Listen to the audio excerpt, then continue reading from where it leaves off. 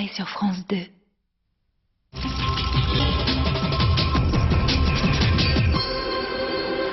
Les banlieues se calment. Apparemment, il y a eu moins de violences et d'incidents ces dernières 24 heures. Malgré tout, il faut rester vigilant. Le couvre-feu a été instauré à Lyon cet après-midi. Les expulsions d'étrangers impliqués dans les violences urbaines devraient commencer ces jours-ci.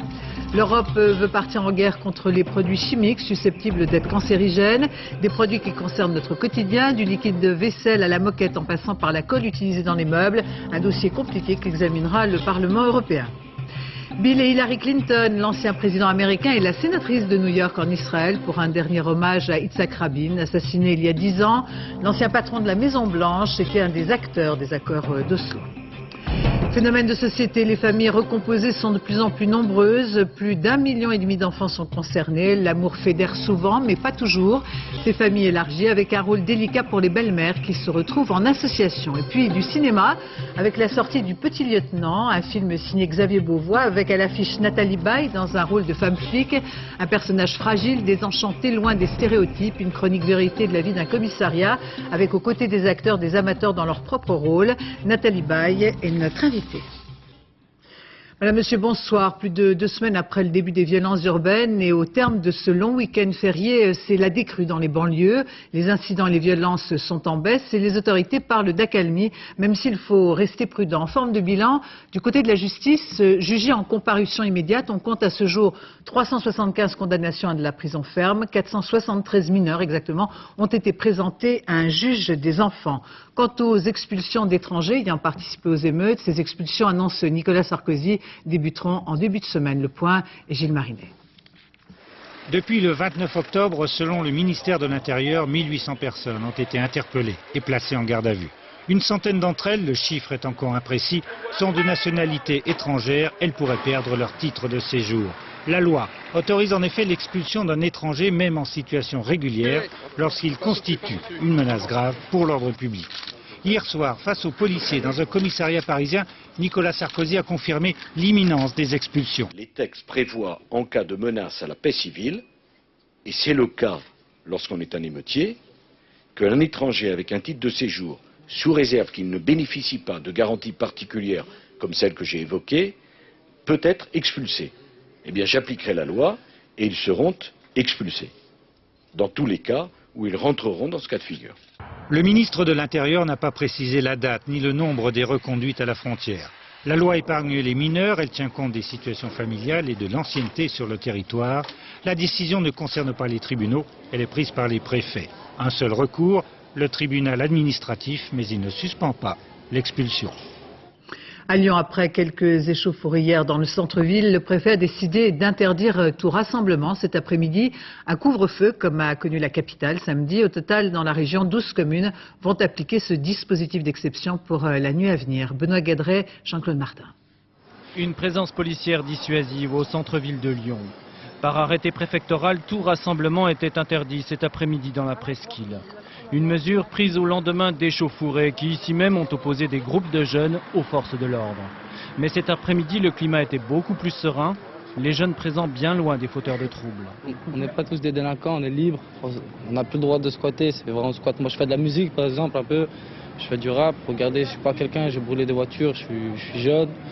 Je travaille comme tout le monde. Éviter le rassemblement, ça sert un peu à rien. Ce qu'il faut faire, c'est parler avec les jeunes, avoir le dialogue et tout. Parce que quand on voit un déploiement de force de police comme ça, avec des flashballs, des trucs comme ça, je pense pas que c'est pour dialoguer. Le maire de Lyon n'a pas sollicité ces mesures. Comme d'autres, il souhaite un retour rapide à la normale. Le préfet m'a téléphoné ce matin. Je lui ai dit, je veux bien que vous preniez toutes les mesures nécessaires dans le centre-ville, mais qu'on n'aille pas à l'excès parce qu'aujourd'hui la situation est plutôt calme dans l'agglomération lyonnaise. La nuit dernière aura été marquée par de nouveaux incendies de voitures, mais aussi par le jet d'un cocktail Molotov sur la grande mosquée de Lyon. Heureusement, l'engin a fait long feu. Le recteur, voilà la conséquence de l'amalgame fait entre les délinquants et les musulmans. Depuis quelque temps, on a trop tendance à utiliser l'islam pour pouvoir calmer des situations qui ne lui incombent pas. C'est vrai que la situation dans les banlieues, c'est une situation, c'est une violence sociale, économique, politique que vivent ces jeunes. Cette nuit encore, les mineurs non accompagnés ne pourront sortir entre 22h et 6h. Une mesure valable dans 11 communes de l'agglomération. Globalement, je vous le disais, la nuit dernière, beaucoup moins d'incidents dans les banlieues en Ile-de-France et en province. On retiendra l'incendie d'une maternelle à Aix-en-Provence et d'une autre à Carpentras hier soir qui provoque une certaine émotion dans la ville dont la mosquée avait été prise pour cible vendredi. Yannick Arroussi et Christophe Larocca. De cette classe de maternelle, il ne reste plus grand-chose. La directrice de l'établissement découvre l'étendue des dégâts. 3 foyers distincts ont ravagé les lieux hier soir. L'incendie volontaire ne fait aucun doute. Voilà, je constate que c'est écœurant et que ça pénalise les enfants, c'est tout, quoi. L'école sera fermée pour une semaine environ et les enfants accueillis dans un centre de loisirs. Dès ce matin, quelques parents d'élèves sont venus devant la grille. Il a demandé pourquoi il y avait des méchants qui faisaient ça. Et vous êtes choqués?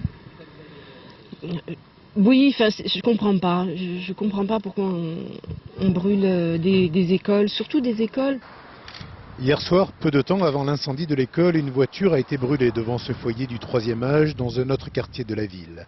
Pour autant, Carpentras n'a pas été le théâtre d'émeutes et dans la nuit, la police a interpellé 2 hommes d'environ 25 ans qui pourraient être les incendiaires de l'école de la Cité Verte. Ça confirmerait ce que j'ai dit tout à l'heure, à savoir que c'était un acte isolé ou des actes isolés et que c'est fait par des gens qui n'ont aucune valeur. Carpentras a déjà été meurtri avant-hier par des jets de cocktails Molotov devant la mosquée. Activement recherché par les policiers, l'agresseur court toujours.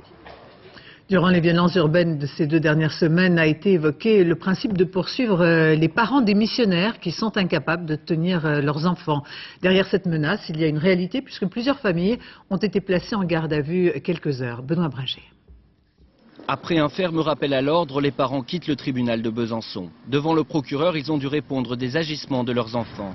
Des mineurs qui, dans ce quartier, il y a 2 jours, ont tenté de mettre le feu à un chariot élévateur. L'un d'entre eux avait 13 ans. Son père a été placé en garde à vue pour manquement à ses obligations parentales. On m'a dit on était des mauvais parents, quoi. Ça voulait dire qu'on était comme les autres, quoi. Et après, ils m'ont menotté et ils m'ont emmené en cellule. Pendant 4h30. On m'a fait signer une charte, un papier jaune, comme quoi que si mon fils refaisait une bêtise, c'était moi qui allais en prison à sa place. Pour éviter d'en arriver là, des élus se rendent sur le terrain pour dialoguer avec les familles. Lorsqu'on est parent et qu'on a un enfant de 13 ans et demi, on en est pleinement responsable. C'est la loi qui le dit. Donc il n'est pas question de morale dans ce domaine-là, mais simplement de respect des règles de droit commun. Plusieurs parents ont ainsi été mis en garde à vue. La plupart devront suivre un stage de rappel de leurs obligations. Du côté des politiques, on retiendra ce coup de griffe de Dominique Strauss-Kahn, au ministre de l'Intérieur. Dominique Strauss-Kahn qui considère que Nicolas Sarkozy devrait être empêché d'accroître la tension dans les banlieues. Nous l'écoutons. Je pense qu'il ferait mieux de faire son travail de ministre de l'Intérieur, c'est-à-dire de coordination de la police en l'occurrence, en faisant un peu moins de provocation. On a le sentiment que le ministre de l'Intérieur a toujours besoin de s'agiter pour être sur le devant de la scène. On se demande à qui il faut appliquer le couvre-feu aujourd'hui. C'est-à-dire que tous ceux qui sont susceptibles d'accroître la tension devraient pouvoir être cantonnés. Les violences urbaines ont démontré le manque dans les cités de police de proximité. Ce sont les CRS qui seront appelés à jouer ce rôle, vient de déclarer leur nouveau patron. Les CRS qui, ces derniers mois, ont reçu une formation, dit-on. Les CRS qui vont rester dans les banlieues, mais avec des attributions différentes. Mathias Hillion, Grégory Vasseur. Depuis 2 semaines, ils sont en première ligne. 4000 CRS, soit 57 unités sur 60, tentent de rétablir l'ordre dans les banlieues. Une bonne partie y restera, même après le retour au calme. C'est ce que vient d'annoncer ce proche de Nicolas Sarkozy. À la tête des compagnies républicaines de sécurité depuis peu, Christian Lambert affirme que ces hommes rempliront dans ces quartiers une mission de police de proximité. Les syndicats de CRS approuvent. Les CRS ont déjà l'habitude, par les renforts saisonniers, de se rapprocher de la population. Dans les zones dites sensibles, on va se rapprocher aussi de la population. On va aussi interpeller les délinquants. On va aussi faire des contrôles de police. On va aussi essayer d'éradiquer cette économie souterraine. Créés en 1944, les CRS ont longtemps combattu en colonne. Leur mission, le maintien de l'ordre à une époque où les conflits sociaux étaient nombreux et violents, comme ici en 68. Une véritable guérilla s'était installée dans les champs d'alentour. Police d'un côté, ouvriers et étudiants de l'autre. À mon commandement, à go! Les manifestations de masse d'hier sont plus rares aujourd'hui. Les missions des CRS devaient évoluer. Mais pour certains experts, ils ne remplaceront jamais les îlotiers. C'est un pas vers quelque chose qui pourrait être des unités mobiles dans la police de proximité. Pour l'instant, c'est une police de maintien de l'ordre d'après le désordre. Mais ça ne pourra jamais être, sur le long terme, une police de quartier. À l'avenir, au moins un tiers des unités de CRS devraient être affectées en permanence à la lutte contre les violences urbaines. À Marseille, c'est le ras-le-bol. Plusieurs centaines de personnes ont manifesté cet après-midi contre la grève des traminots qui a repris vendredi. Les syndicats ont repris aussi leurs discussions. Un scénario qui se répète. À quand la sortie de crise? Yannick Aroussi, Christophe Larocca. 400 personnes à pied, bien sûr, sur le Vieux-Port pour protester contre la grève de la RTM au 35e jour. Je ne comprends pas que ça dure si longtemps. Je ne comprends pas qu'il n'y ait pas eu d'intervention publique plus tôt. Tous les commerçants sont à bout. Ils n'en peuvent plus. Le centre de Marseille est complètement paralysé. 2 associations nationales, Liberté Chérie et Contribuables Associés, organisent et encadrent la manifestation. Nous, on n'est pas de Marseille, mais on sait très bien que ça peut arriver partout.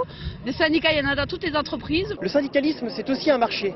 Aujourd'hui, ils n'en ont que faire de leurs membres, ils n'en ont que faire des salariés, ils n'en ont que faire des citoyens, parce qu'ils sont subventionnés massivement par l'État et ils sont au service d'une idéologie politique passéiste soviétiforme.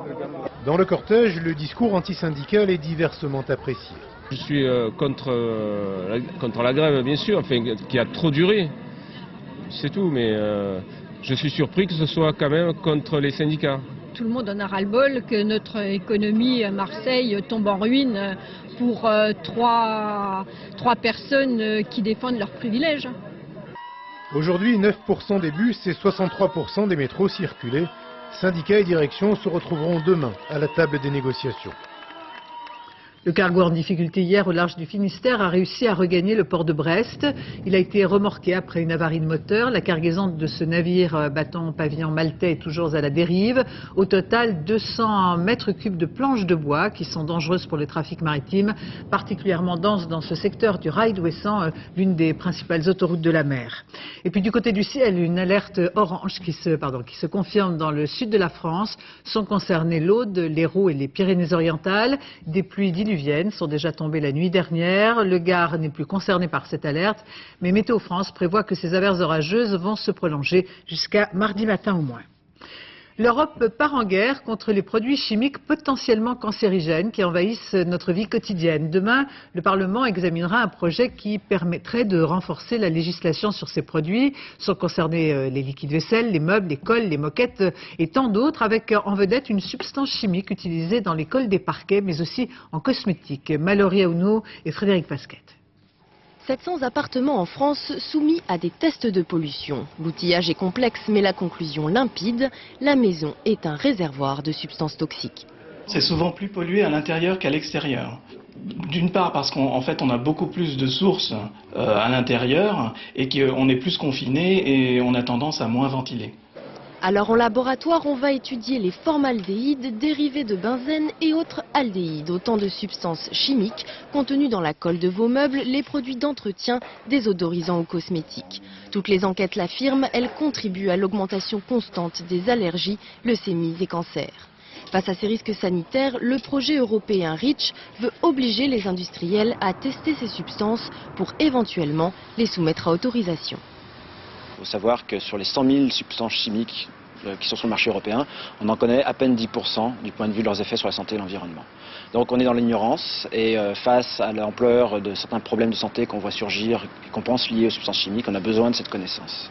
2,3 milliards d'euros, c'est le coût de ces tests. Trop cher pour les industriels qui font traîner le projet depuis 2 ans. À Bruxelles, un compromis semble se dessiner pour réduire le champ des investigations aux grandes dames des associations écologistes.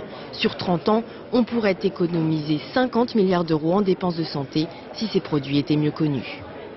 Au Vatican, Charles de Foucauld a été béatifié aujourd'hui. Le pape Benoît XVI a déclaré que la vie du père Charles de Foucauld était une invitation à aspirer à la fraternité universelle.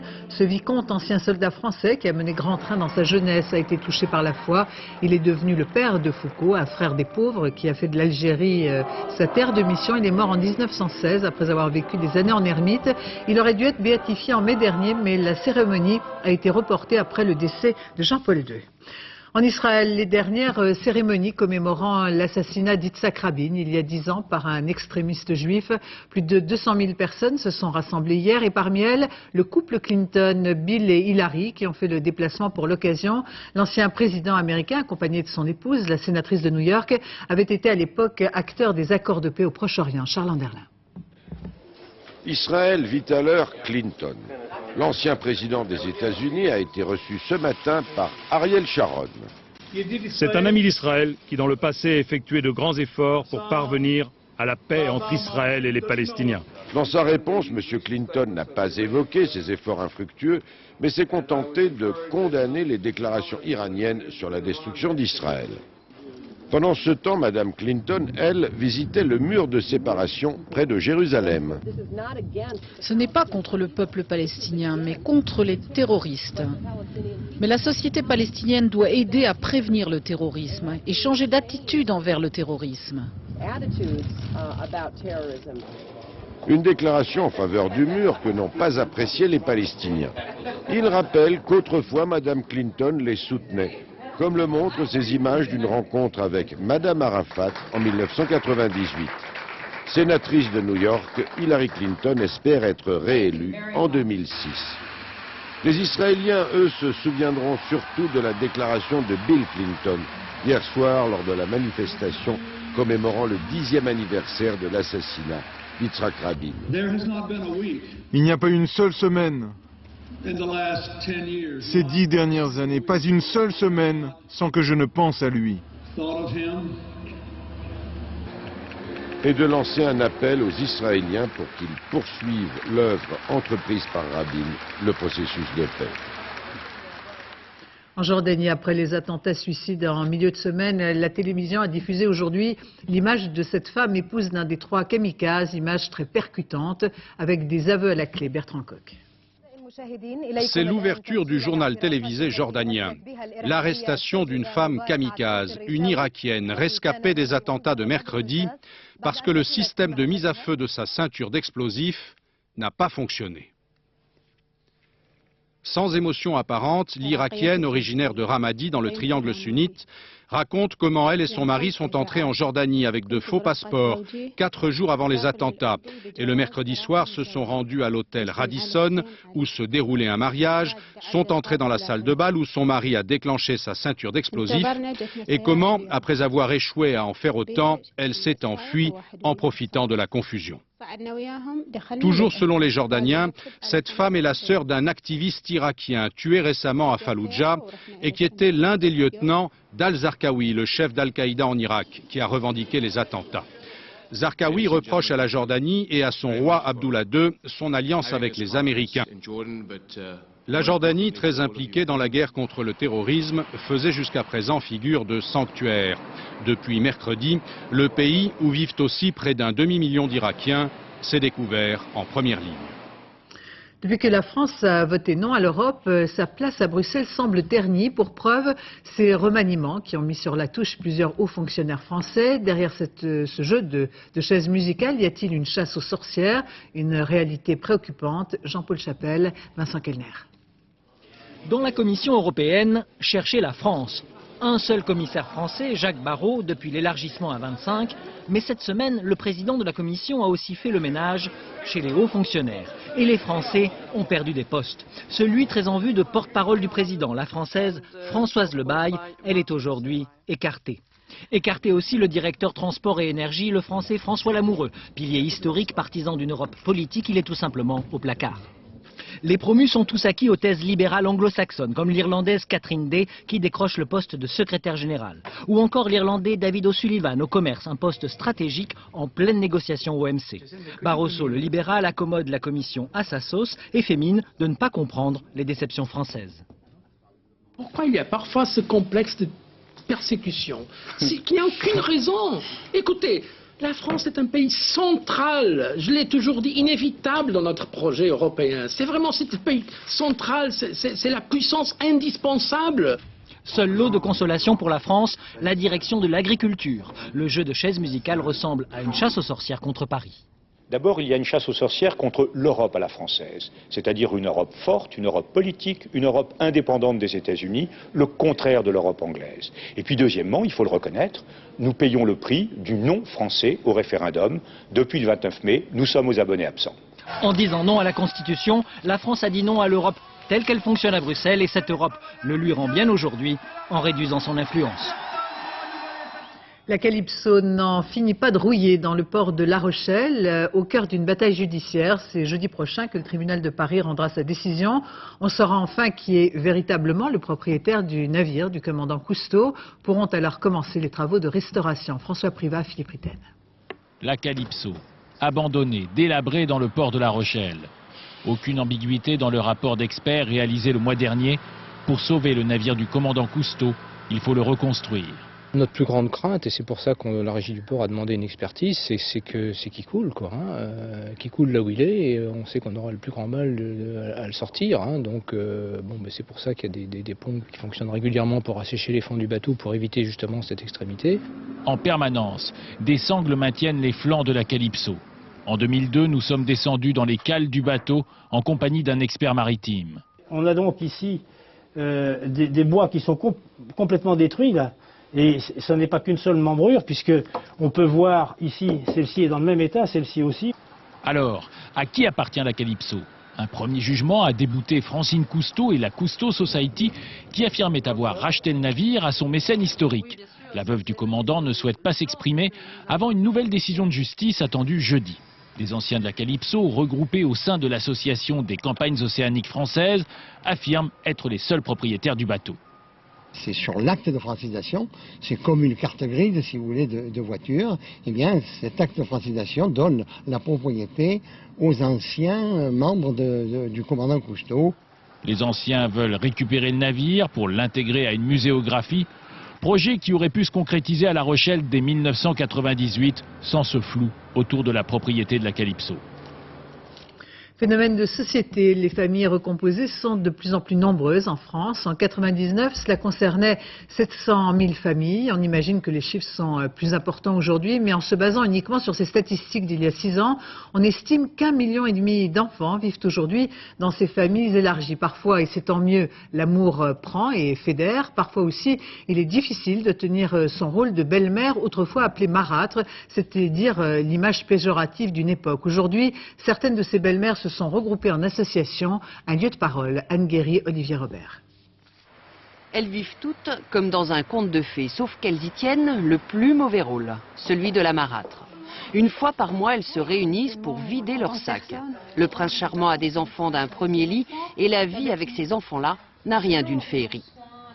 Bien que l'évocation de mon nom lui provoque des cauchemars, des spasmes et des pleurs qu'on a beaucoup de mal à arrêter. Ça marche pas et qu'on se dit mais comment ça se fait que ça marche pas?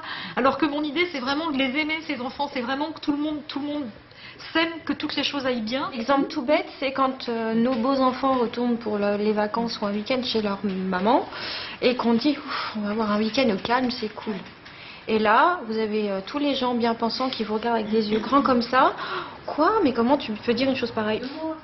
Parce qu'on est souvent loin du cliché de la grande tribu heureuse, Marilus Yovan Chénaud a créé le Club des Marâtres pour évacuer les questions taboues, les questions qui font mal. Les enfants sont aussi des êtres humains et on n'a pas forcément d'atomes crochus avec eux. Ça, je crois que c'est des choses qu'il faut pouvoir dire. Mais on a quand même cette charge aussi au niveau de la société qui est, tu l'as choisi, il avait des mômes, tu le savais, tu dois les aimer. Si vous n'avez pas un peu d'humour pour dédramatiser la situation, ou même quand votre bel enfant vous dit t'es pas ma belle, t'es pas ma mère, t'as rien à me dire, vous allez avoir du mal à vous en sortir parce que tout va être dramatique au quotidien. Tu as fait les cheveux longs là, Hélène? Christiane et sa petite fille évoquent souvent Hélène, cette adolescente qui ne vient que rarement à la maison. Hélène, c'est la belle-fille de Christiane, l'enfant que son époux a eu d'un premier mariage. Pendant 13 ans, belle-mère et belle-fille ont essayé de composer en vain.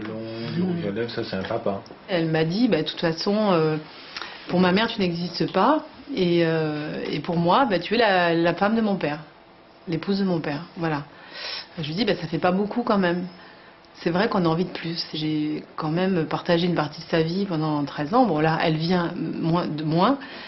puisqu'aujourd'hui elle n'a pas voulu venir, c'est douloureux, quoi, c'est douloureux. Et au centre, Patrick, tiraillé entre sa femme et sa fille. C'est une souffrance pour vous? Oui.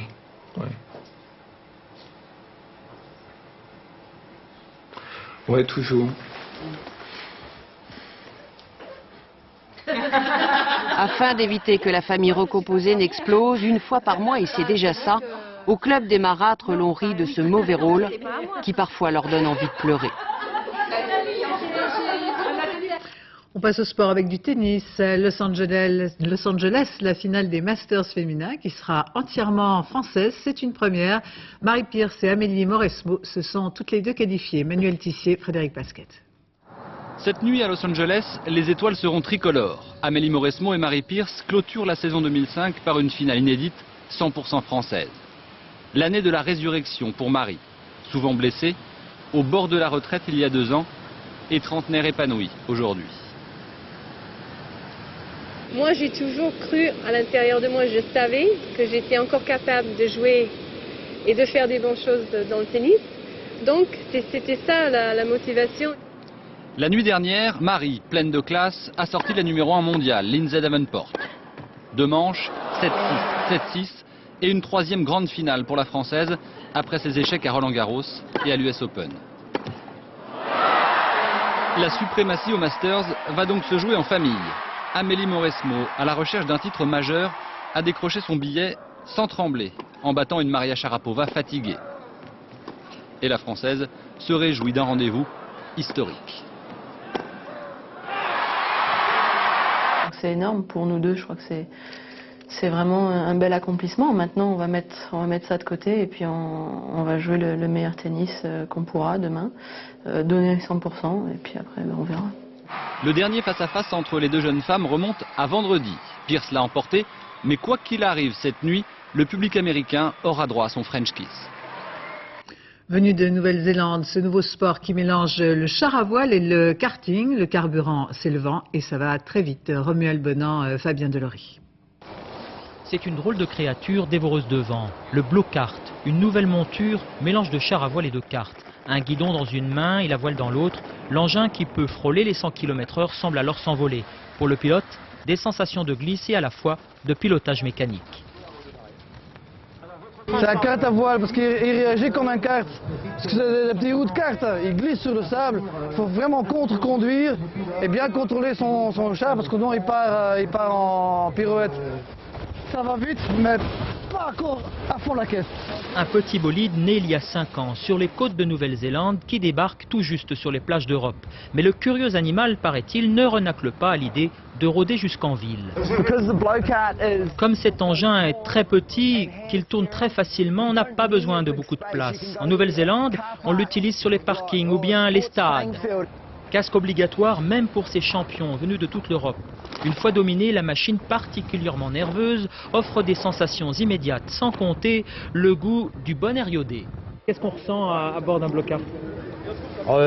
Des très fortes accélérations, vraiment des moments de grand plaisir, sans bruit. C'est formidable. Puis vous avez la mer tout autour, le cadre de Saint-Malo. C'est génial. Un univers de glisse accessible à tous, dès 5 ans, tout comme aux personnes handicapées, pour savourer le vent en hiver ou en été.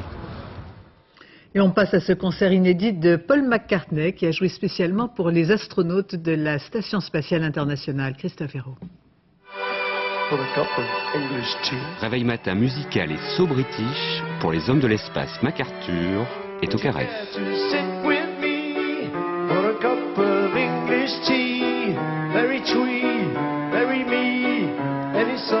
Dans la Station Spatiale Internationale retentit le piano de Paul McCartney. C'est un duplex réalisé entre la Californie et 400 km au-dessus, la station orbitale. Et quand un cosmonaute est content, il fait une pirouette et n'oublie pas de rendre hommage aux musiciens. Nous poursuivons le même but, assurer un brillant avenir aux jeunes de notre planète. Bonjour, le soleil se lève, mais coincé dans l'espace pendant 6 mois, hier, pour le russe et l'américain, le petit déjeuner avait un air de surprise party.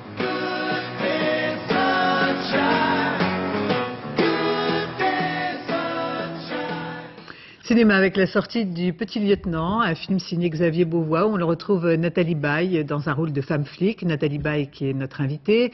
Le réalisateur a passé de longs mois dans l'univers des commissariats pour traduire le plus justement cette réalité avec aux côtés des acteurs, des amateurs dans leur propre rôle. Un film vérité porté notamment par le talent de Nathalie Baye qui se fond formidablement dans son personnage. Marie Jojoin, Frédéric Basile. Des accessoires qui posent un homme. Sa vraie fausse carte d'identité, le cinéaste Xavier Beauvois en est plutôt fier. Une immersion de plusieurs mois à la 2e division de la PJ lui permet d'affronter le regard critique des vrais policiers.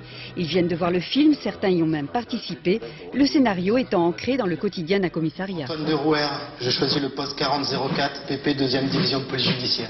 L'histoire d'un jeune officier frais et moulu de l'école de police qui va faire l'apprentissage du terrain auprès d'une femme flic ancienne alcoolique. Le petit lieutenant a l'âge qu'aurait le fils qu'elle a perdu. Vous êtes dans le groupe crime avec elle, là vous êtes verdi. En fait pas trop quand même. N'importe qui voit ce film, déjà il va sentir que c'est vrai, que c'est la réalité, puis il va se dire mais en fait les flics ils sont comme moi quoi. Enfin, et c'est ça aussi que, enfin c'est en ça que ça m'a plu de travailler avec Xavier, c'est que je sentais qu'il allait donner une vraie image du policier. On était tous acteurs confrontés à des vraies personnes, que ce soit des vrais flics, des vrais SDF, des vrais voyous des fois. Des policiers vivant avec leurs doutes, leurs failles, l'alcool, la solitude. T'as pas fait commissaire? J'aimais trop la rue. Les bars, la nuit. Le gin tonic. T'as un mari, des enfants? J'ai eu un garçon. Nathalie Baye, en flic de terrain, une femme chef de groupe comme il en existe aujourd'hui dans la police, même si ce n'est pas gagné. Il ne montre pas la misogynie qui existe encore aujourd'hui dans la police, il faut le dire, elle existe. Patrick, il est entré dans le métro, vous bougez les sorties. On descend pas? Non, il va peut-être ressortir. Et s'il ressort pas? Mais tu discutes pas, merde. On est que 5. Comme dit Godard, il faut pas faire juste un film, il faut faire un film juste. Et pour ça, il faut un peu de travail, il faut un peu de temps. Ça sert à rien de faire un polar de plus encore. C'est ce qui fait la réussite de ce film, au-delà des clichés du genre, tourné au plus proche de la réalité d'une vie de flic. Nathalie Baye, bonsoir. Avant de parler du film, là il était question de misogynie. C'est vrai que le rôle au départ était écrit pour un homme? C'était écrit pour un acteur qui avait du mal à donner une réponse et un jour Xavier Beauvois en a eu assez et m'a dit j'ai une idée, si tu jouais le rôle. Et j'ai réfléchi quelques secondes et j'ai dit d'accord. Et parce qu'en réalité, ça peut être un homme, ça peut être une femme, c'est une fonction, elle est flic, mais c'est avant tout un très très beau personnage. Un très beau personnage de femme, on va en parler.